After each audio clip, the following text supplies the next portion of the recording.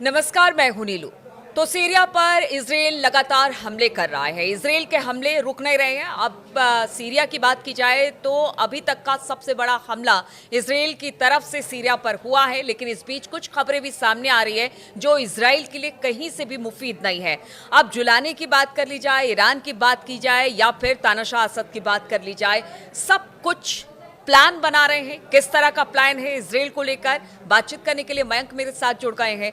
मयंक, अगर इजराइल की बात की जाए, वो लगातार तेजी के साथ सीरिया में घुसता चला जा रहा है। गोलन हाइट्स को उसने एक तरह से बफर जोन की तौर पर इस्तेमाल करना शुरू कर दिया है। इसके अलावा कहा जा रहा है कई सारे ऐसे जो गांव हैं सीरिया के बॉर्डर इलाके के, वहां तक इजराइल की सेना पहुंच गई है। लेकिन इस बीच कुछ खिचड़ी पक रही है।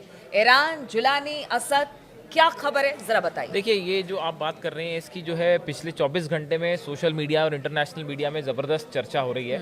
इसकी 3 वजह है। हम 3 लोगों की बात करेंगे। एक जुलानी की तरफ से कुछ नए बयान सामने आए हैं, ईरान की तरफ से रिएक्शन सामने आया है और बशर अल असद की तरफ से भी पहली बार जो है वो रिएक्शन सामने आया है। अगर हम ईरान की बात करते हैं, देखिए ईरान के जो कमांडर हैं हुसैन सलामी, इनकी तरफ से एक बयान आया है। जिस तरह से इजराइल सीरिया में अटैक कर रहा है, उसके बाद ईरान की तरफ से हुसैन सलामी कह रहे हैं कि हम इजराइल को सीरिया की ज़मीन में दफन कर देंगे। ये एक प्रकार की धमकी उनकी तरफ से आई है।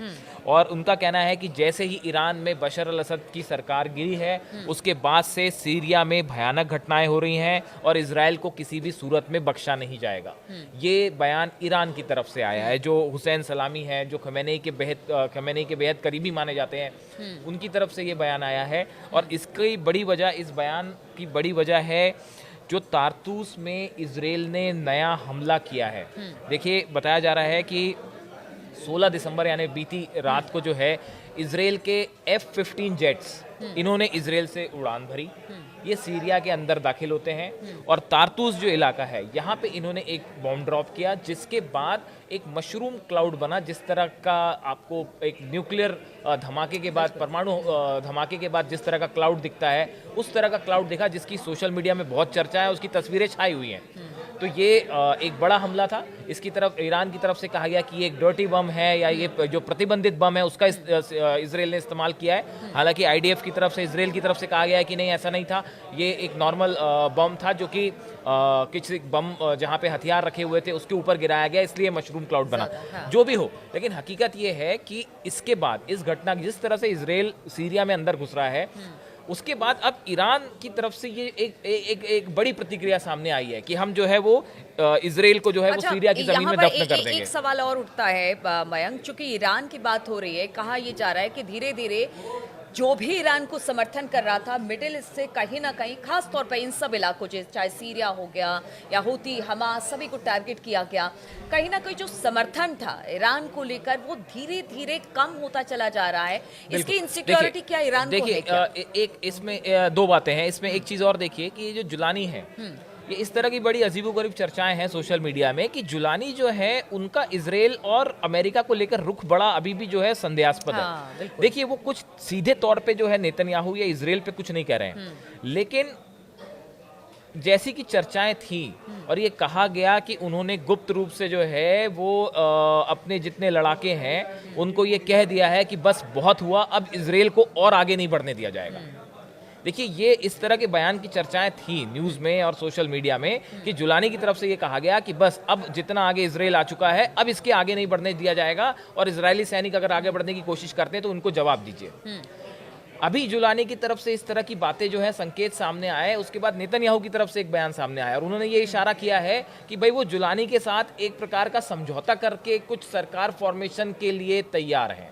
कि जुलानी इस मौके को, सीरिया में जिस तरह के हालात है, कहीं ऐसा ना हो असद आ जाए, उससे पहले जुलानी वहां पर चाहते हैं कि सेटल हो जाए। देखिए, जुलानी के पास जो है वो काफी बड़ी फोर्सेस हैं, 80,000 लड़ाके आसपास जो बोले जाते हैं उनके हैं, जो कि दमिश्क और उसके आसपास उनका अच्छा खासा होल्ड है। और ये बात नेतन्याहू भी समझते हैं कि अगर सीधा कन्फ्रंटेशन हो जाएगा जुलानी के साथ तो मुश्किल हो जाएगी, क्योंकि उसके बाद आप बस एयर स्ट्राइक कर सकते हैं, ठीक है, नुकसान पहुंचा सकते हैं, लेकिन जब ग्राउंड लड़ाई होती है तो देखिए ग्राउंड लड़ाई में हमेशा जो है वो सामने वाली फोर्सेस भारी पड़ती हैं, क्योंकि आप उसकी कंट्री में लड़ रहे हैं। तो देखिए, जुलानी का रुख भी जो है, हम बार बार ये कह रहे हैं कि बहुत महत्वपूर्ण है। अगर वो इजराइल के खिलाफ हो जाते हैं, हालांकि अभी तक ऐसी भी चर्चाएं होती हैं कि वो मोसाद के जो एजेंट हैं और इजराइल के ही समर्थक हाँ, बिल्कुल। हैं। ठीक है, हो सकता है, कुछ भी हो सकता है, लेकिन जो है अब स्थिति ऐसी हो गई है कि इजराइल दमिश्क के करीब पहुंच चुका है।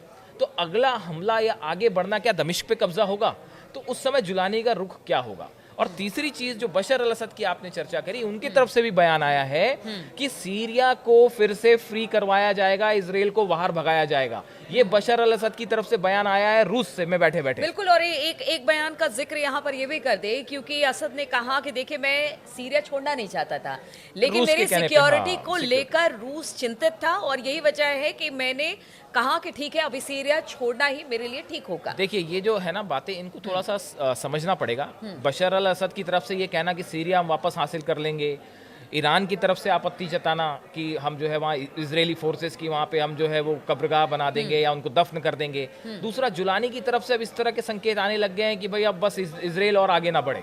ये तीनों चीज़ें जो हैं वो इस बात का संकेत दे रही हैं कि हो सकता है कि अब जो है सीरिया का ये युद्ध एक निर्णायक मोड़ ले ले और इजराइल या तो किसी प्रकार के समझौते की तरफ चीजें आगे बढ़ जाएं और या फिर एक बार फिर बड़ा कन्फ्रंटेशन सामने होए, जो हो सकता है कि नेतन्याहू खुद ना चाहे इसको करना, क्योंकि एक तरफ वो खुद भी जानते हैं कि हिजबुल्लाह से लड़ाई के बाद फोर्सेस थकी हुई हैं, वो खुद ही कह रहे थे। और हिजबुल्लाह से आखिर वो लेबनान तो नहीं जीत पाए ना, लेबनान में वो जो हासिल करना चाहते थे टारगेट वो पूरा नहीं हो पाया।